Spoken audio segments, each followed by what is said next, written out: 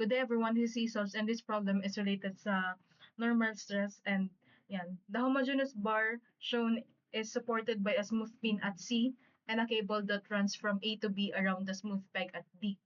Find the stress in the cable if its diameter is 0.6 inch and the bar weighs 600 pounds. So, sulat natin yung given natin. So, sabi daw, dito na sa baba. Sabi daw, diameter is 0.6 inch. Then the bar weighs 600 pounds. So yan. Merong smooth pin at C.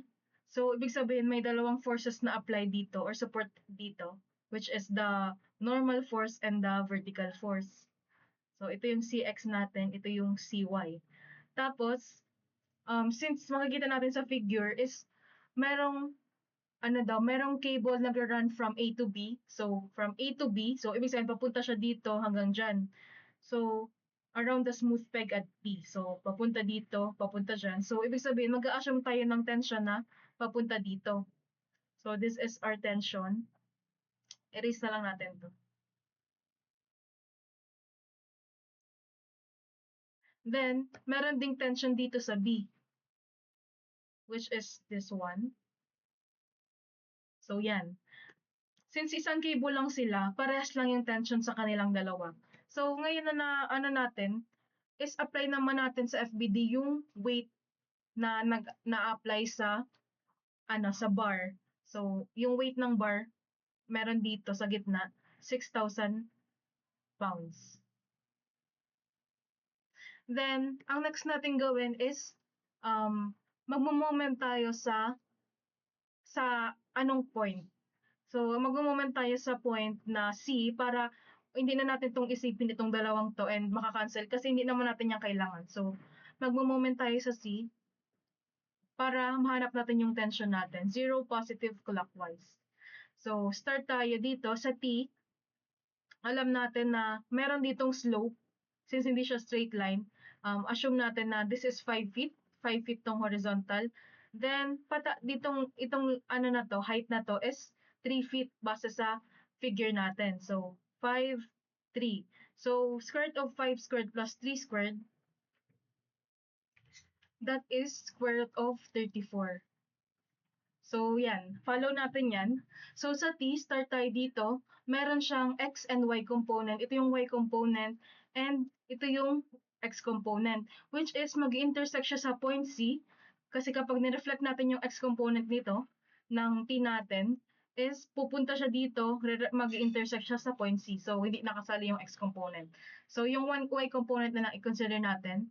So, T times 3 over square root of 34, yan yung Y component, times the moment arm, which is from here, ilan to? 5 plus 5 is 10. So, yan yung moment arm natin. Then, this goes positive clockwise papunta sa C. So, this is positive.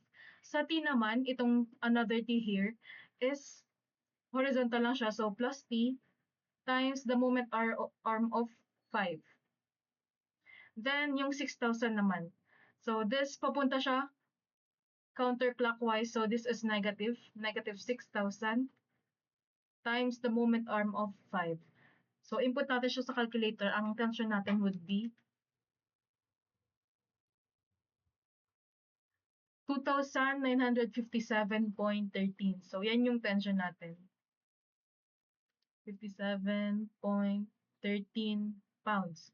So, ngayon na nahanap na natin yung tension natin, is pwede na natin siyang i-input sa formula natin ng normal stress. So, O is equal to P over A. Note natin dito.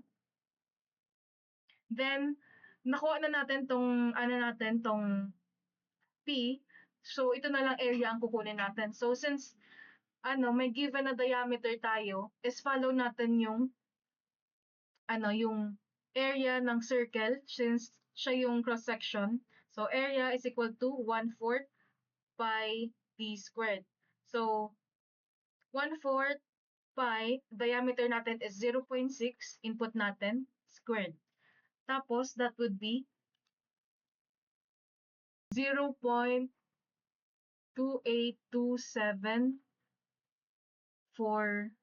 So, nag 6 decimal places na muna ako. So, pwede natin siyang i-input dito sa stress natin, which is P over A. So, ilagay ko na lang siya dito.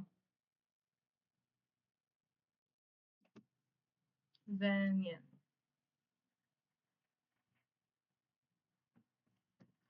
So, ang ano natin, stress natin would be P over A, which is the force na tension na applied, which is 2,957.13 all over 0.282743. So, inputting this into the calculator, that would be 10,458.72 PSI. So, yan na yung stress natin or yung normal stress natin sa problem na to. Which is, yan din yung hinahanap na required. So, yan. Nakuha na natin yung sagot sa problem 3.